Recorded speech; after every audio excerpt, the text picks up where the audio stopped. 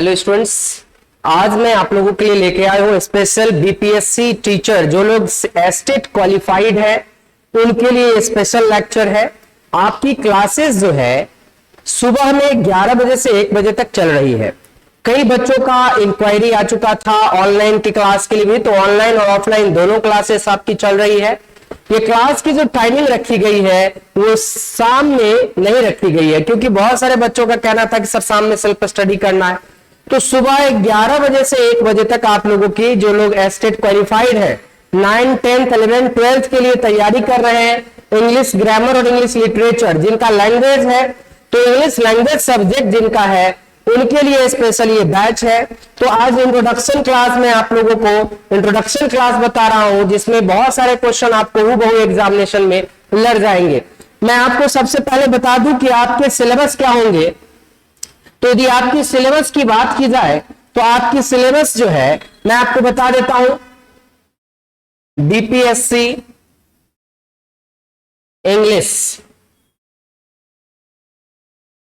For 9th 10th 11th and 12th, इसके लिए मैं पहले आपको सिलेबस बता दे रहा हूं। सिलेबस क्या होगा, तो आप सभी को पता है कि मार्क्स टोटल कितना रहना है, 80 मार्क्स का आपका एग्जाम होगा इंग्लिश का। ऐसे तो 20 मार्क्स जो है आपका अलग से 40 मार्क्स जो है आपका जीएस है। 40 मार्क्स क्या है, ये 40 मार्क्स का आपका जीएस है। तो मैं इसकी बात नहीं कर रहा हूं, मैं कर रहा हूं बात जो आपका 80 मार्क्स का इंग्लिश होगा, वो इंग्लिश का सिलेबस कैसा होगा और क्या क्या होगा। यदि बात की जाए आपकी इंग्लिश की, तो आपकी जो सिलेबस है वो 2 भागों में बांटा जाएगा। ये 2 भागों में बांटा जाएगा, और यूं कहे तो 2 भागों में क्या क्या होगा, तो पहला होगा ग्रामर और दूसरा होगा लिटरेचर। अब लिटरेचर भी आपका 2 भागों में बढ़ जाएगा। 2 भागों में बढ़ जाएगा, क्या क्या मतलब हुआ सर, आपको ये पता होना चाहिए कि ये 2 भागों में यदि बढ़ जाएगा तो ये 2 भागों में क्या क्या आपका हो सकता है। तो एक तो होगा हिस्ट्री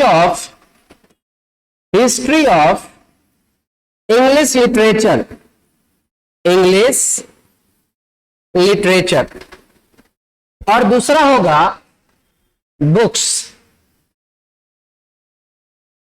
वो जो प्रीफर किया गया है, प्रीफर्ड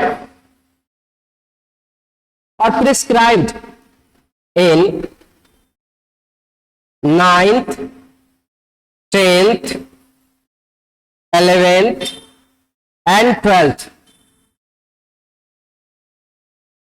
12th क्लास, ये आपका सिलेबस का पैटर्न, जिसमें 40 नंबर का जो है आपका अमूमन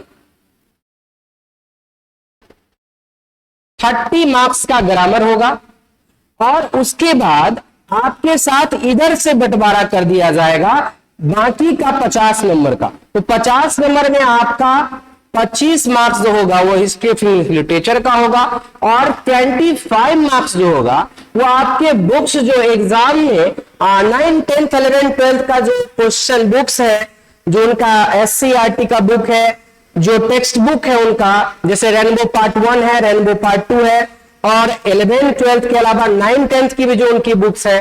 तो 9th 10th बुक का जो बुक है पैनोरमा 1 और पैनोरमा 2, तो पैनोरमा और रेनबो 1 2 से आपका 25 मार्क्स रहेगा, और 25 मार्क्स रहेगा हिस्ट्री ऑफ इंग्लिश लिटरेचर से। इसके अलावा आपका इंग्लिश ग्रामर से रहेगा 30 मार्क्स का। ये आपके सिलेबस होगी जो आपका टोटल 80 मार्क्स का सिलेबस है। तो सबसे पहले आज मैं शुरू कर रहा हूं हिस्ट्री ऑफ इंग्लिश लिटरेचर से। जो क्वेश्चन आएगा, sir history of English literature से क्वेश्चन कैसे आएगा, हिस्ट्री ऑफ इंग्लिश लिटरेचर से यदि क्वेश्चन आएगा तो कैसे आएगा। तो मैं इंट्रोड्यूस कर दे रहा हूं आपका हिस्ट्री ऑफ इंग्लिश लिटरेचर का। तो पहले आप तो सिलेबस को लिख लीजिए। कई बच्चों को सिलेबस ही नहीं पता होता है, और एक बात आप हमेशा याद रखिए, जिसको सिलेबस नहीं पता होगा वो तैयारी क्या करेगा। तैयारी उसी की अच्छी हो सकती है जिसको सिलेबस का ज्ञान होगा। सिलेबस को पता होगा। यदि आपको सिलेबस नहीं पता है तो आप बेकार है, तो आपका एग्जाम अधूरा जाएगा। अधूरा एग्जाम इसलिए जाएगा क्योंकि सिलेबस पता नहीं है। ऐसा माना जाता है कि जिसको अच्छे से पता हो जाए सिलेबस क्या है, क्या पढ़ना है और क्या नहीं पढ़ना है, वो आधा एग्जाम ऐसे ही क्वालिफाई कर जाता है। तो आपको सिलेबस पता होना चाहिए। तो मैं आज आप लोगों का इंट्रोडक्शन क्लास लगा रहा हूं। ऐसे आपकी क्लासेस चल रही है 11 से 1 में, इंट्रोडक्शन क्लास। तो बातें सबसे पहले कहा जा रहा है कि हिस्ट्री ऑफ इंग्लिश लिटरेचर की बातें हो रही है कि सर ये हिस्ट्री ऑफ इंग्लिश लिटरेचर आपने कहा, history of English literature, sir ये आपने कहा हिस्ट्री ऑफ इंग्लिश लिटरेचर, ये आप पढ़ाएंगे। और आपने कहा कि लगभग 25 मार्क्स जो है डायरेक्टली यहां से क्वेश्चन आएगा। तो क्वेश्चन किस प्रकार आएगा तो मैं आपको बता दूं। सबसे पहला स्टार 1 में लिखिएगा English literature, English literature began या स्टार्ट इन 5th century,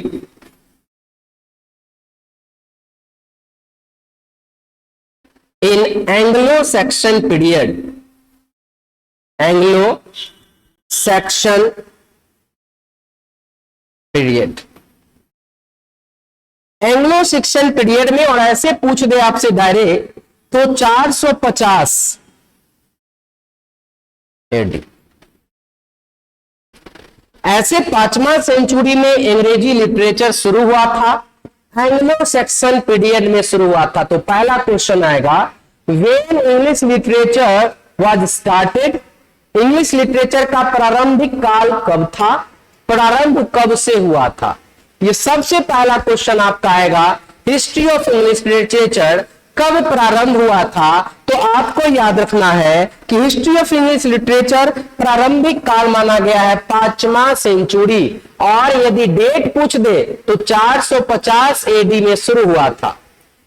आपके मन में एक सवाल आएगा 450 के पहले क्या था। आइस एज माना जाएगा, अंधकार युग माना जाएगा, उसमें कोई चर्चा नहीं अंग्रेजी का। अंग्रेजी की शुरुआत माना जाता है एंग्लो सैक्सन का एंट्री पर 5वीं शताब्दी में। और डेट पूछ दे तो 450 एडी में। अब हिस्ट्री ऑफ इंग्लिश लिटरेचर जो है ये 3 भागों में बांटा गया। ये 3 भागों में बांटा गया। पीरियड इसका था old English, old English period या एज भी कह सकते हैं। पीरियड कहिए या एज कहिए, एक ही बात है। ये आपका माना जाएगा 450 एडी से 1066 एडी। ये याद रखने का है। आपसे यदि पूछ दिया जाए what was the period, what was the period of old age या old English, old English period कब से कब तक था, तो आपको बताना है 450 से लेके 1066 ईस्वी तक ओल्ड इंग्लिश पीरियड था। 1066 तक ओल्ड इंग्लिश पीरियड था। आपसे उसके बाद पूछ दिया जाए दूसरा कि तो मिडिल इंग्लिश पीरियड क्या रहा, मिडिल इंग्लिश पीरियड क्या रहा। तो फिर से याद रखना है पीरियड या एज। तो मिडिल इंग्लिश पीरियड रहा था 1066 से 1500 तक। ये 1500 एडी तक जो है ये आपका क्या रहा था, मिडिल इंग्लिश पीरियड रहा। और तीसरा आपसे यदि कोई पूछ दे कि मॉडर्न पीरियड जो है या मॉडर्न इंग्लिश जो है ये क्या रहा, तो मॉडर्न इंग्लिश का जो पीरियड रहा वो रहा 1500 से लेके एडी से टू टिल नाउ अब तक। अभी जो आप चल रहा है ये मॉडर्न एज है। तो सबसे पहला क्वेश्चन आपका आ जाएगा कि इंग्लिश लिटरेचर की प्रारंभिक काल कब स्टार्ट हुआ, 450 एडी यानी 5वां सेंचुरी में। कब? एंग्लो सैक्सन पीरियड में, ये भी याद रखना है, किसके समय? एंग्लो सैक्सन पीरियड में। फिर आएगा हाउ मेनी पार्ट्स ऑफ या पीरियड कितने भाग में बांटा गया? There are 3 period in English literature, Old English period, Middle English period and Modern English period. तो ओल्ड का एज रहा था 450 से 1066, मिडिल का एज पीरियड रहा था 1466 से 1500, और लास्ट जो है मॉडर्न एज का पीरियड रहा 1500 से लेके 300 तक। अब इसी में आपको बहुत सारा चीज जानना है, मैं आगे डिस्कस करूंगा नेक्स्ट लेक्चर में। ये जो पीरियड रहा इसमें बहुत सारा पीरियड बट गया, जिसमें से पहला माना गया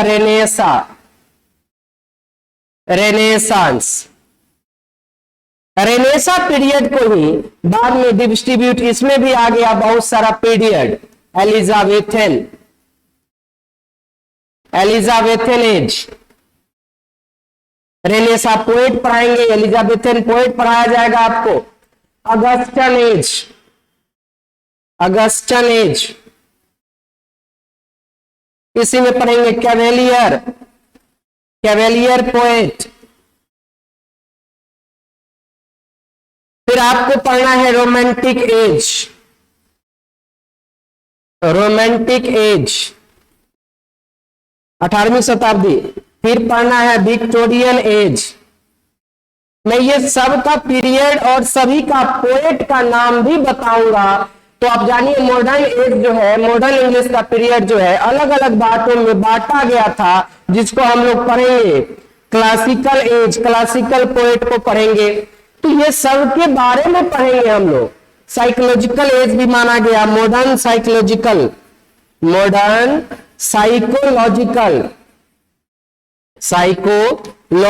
एज या मॉडर्न साइकोलॉजिकल पीरियड। तो ये सब का अवधि क्या रहा था सर? इसमें कौन कौन राइटर थे सर, कौन कौन पोएट थे, ये सारा चीज मैं आपको क्लास में करवाऊंगा। ये इंट्रोडक्शन क्लास है, और जब प्रॉपर वे में मैं आऊंगा प्रत्येक रेनेसा पोएट के बारे में, रेनेसा क्या था, रेनेसा पीरियड क्या रहा, एलिजाबेथन एज में कौन कौन कवि थे, कौन कौन राइटर थे, ये सारा डिस्कशन मैं एक एक करके बताऊंगा, सिखाऊंगा, और 100% आपके नोटबुक में कंटेंट होगा जो एग्जामिनेशन में पूछी जाएगी। अब सवाल मैं कुछ इंपोर्टेंट करवाता हूं। आज का ये इंट्रोडक्शन क्लास पहला क्लास है, तो इसका डिटेल में चर्चा आगे होगी। उससे पहले मैं आपको कुछ क्वेश्चन आंसर करवा दूं जो आपके डायरेक्ट एग्जाम में पूछी जाएगी। जैसे फर्स्ट स्टार देके लिख लेंगे, जियोफ्री चौसर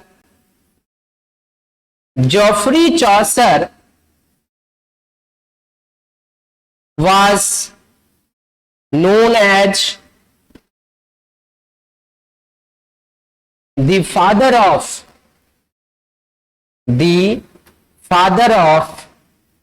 English poetry और English literature। आपसे क्वेश्चन पूछ दे, who was called the father of English literature या who was called the father of English poetry, तो याद रखना है इंग्लिश पोएट्री और इंग्लिश लिटरेचर के फादर माना जाते हैं जॉफ्री चौसर। ये वीवीआई क्वेश्चन है। फिर दूसरा क्वेश्चन आप देखेंगे, William Shakespeare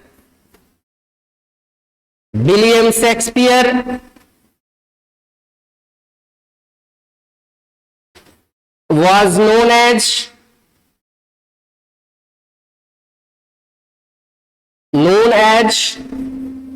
the father of English drama, tragedy के भी पिता कोई कोई कह सकते हैं।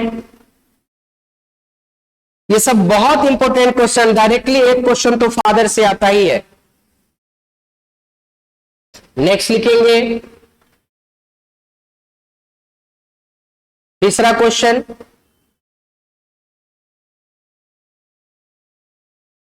फ्रांसिस बेकन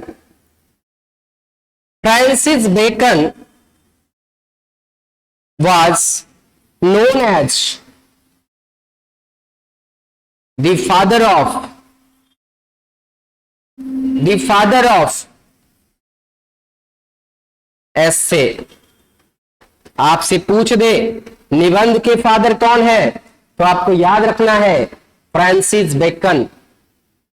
आपसे पूछ दे शेक्सपियर किसके फादर माने जाते हैं, ट्रेजेडी के। फिर आइए नेक्स्ट देखते हैं। फिर आपसे एक फादर का क्वेश्चन पूछ दे तो आपको याद रखना है John Dryden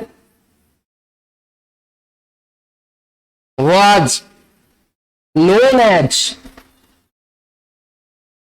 the father of English criticism, the father of English criticism। आपसे पूछ दे कि अंग्रेजी क्रिटिसिज्म के फादर किसे कहा जाता है, तो आपको याद रखना है जॉन ड्राइडन। यदि आपसे पूछ दे इंग्लिश क्रिटिसिज्म के फादर किसको कहा जाता है, तो आपको याद रखना है जॉन ड्राइडन को कहा जाता है। ये सब क्वेश्चन 100% आपके एग्जाम में हूबहू टकराएंगे। एक क्वेश्चन जो है आपके फादर से तो जरूर आता है कि किसे किसका फादर कहा जाता है। Next Petrarch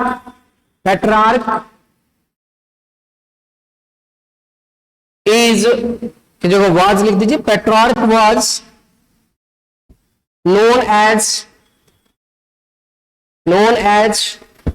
the father of sonnet, the father of sonnet। sonnet यदि कहे कि सोनेट के पिता कौन है, तो पेट्रार्क है जो कि इटली के थे। ये जो पेट्रार्क है वो इटली के थे। कहां के थे, इटली के थे, इसलिए इटालियन सोनेट भी होता है। तो पेट्रार्क साहब जो थे वो इटालियन सोनेट यानी सोनेट के फादर माने जाते हैं। किसके माने जाते हैं, सोनेट के फादर माने जाते हैं। तो इस तरह से एक क्वेश्चन तो 100% आपके एग्जाम में आने वाला है कि कौन क्या कहे जाते थे, इससे एक क्वेश्चन तो 100% आता है। इस तरह आगे आते हैं। फिर देखिए यहां पर फिर आपसे क्या पूछ रहा है, William Wordsworth was known as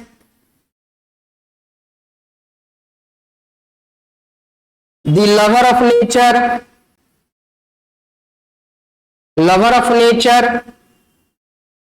यानी ये रोमांटिक पोएट थे। रोमांटिक पोएट के रूप में ये लवर ऑफ नेचर माने जाते थे। ये सब क्वेश्चन जो है डायरेक्टली आपके एग्जाम में रहेगा, स्टार दे दे के लिखते चलिए। ये सब क्वेश्चन डायरेक्टली आपके एग्जाम में नोटबुक से टकराएगा, आप लिखते चलेंगे। John Donne was a metaphysical love poet. Metaphysical love poet, कोई पूछ दे कि मेटाफिजिकल लव पोएट किसे कहा जाता था, तो जॉन डन। उसके बाद पूछ दे कि who coined the metaphysical word, तो लिखना है, याद रखना है doctor Samuel Johnson. Doctor Samuel Johnson coined the word metaphysical। जैसे जॉन डन को कहा जाता है मेटाफिजिकल पोएट यानी स्पिरिचुअल पोएट, तो क्वेश्चन आ जाएगा कि जो मेटाफिजिकल वर्ड है, ये जो मेटाफिजिकल वर्ड है, ये वर्ड को किसने कॉइन किया था, ये मेटाफिजिकल वर्ड को किसने कॉइन किया था, स्पिरिचुअलिटी इसका मतलब होता है। तो याद रखना ये फेमस में John Donne was a very famous metaphysical poet, love poet. लेकिन ये वर्ड जो मेटाफिजिकल है इसको किसने कॉइन किया, तो याद रखना डॉक्टर सैमुअल जॉनसन ने कॉइन किया था इस वर्ड को। इस वर्ड को कौन कॉइन किया था, डॉक्टर सैमुअल जॉनसन। तो इस प्रकार के कई आपके जो इंपोर्टेंट क्वेश्चंस है, इसका सीरीज जारी रहेगा।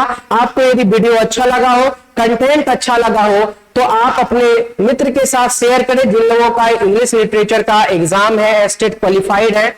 और यदि आप भी स्टेट क्वालिफाइड हैं तो हमारे साथ बने रहें। हमारा एक स्पेशल क्लास चल रही है 11 बजे से लेके 1 PM तक आपकी क्लासेस स्पेशल चल रहा है। और बैच के बारे में ज्यादा जानकारी के लिए आप जुड़ सकते हैं 8540049588 के साथ। तो ये बैच आप ले सकते हैं हमारे से ऑफलाइन और ऑनलाइन। इसके अलावा आप केवल नोट्स भी ले सकते हैं। आप बहुत ही किफायती रेट पे आपको नोट्स प्रोवाइड की जाएगी जो कि एग्जाम ओरिएंटेड होगा। 100% कंटेंट आपका उसमें कंटेंट जो है आपका एग्जाम में टकराएगा जो नोट्स मैं आपको प्रोवाइड करूंगा। तो यदि आपको डेमो क्लास लेनी है या लाइव क्लास लेनी है ऑनलाइन तो मेरे से जुड़ सकते हैं 8540049588 पर। धन्यवाद।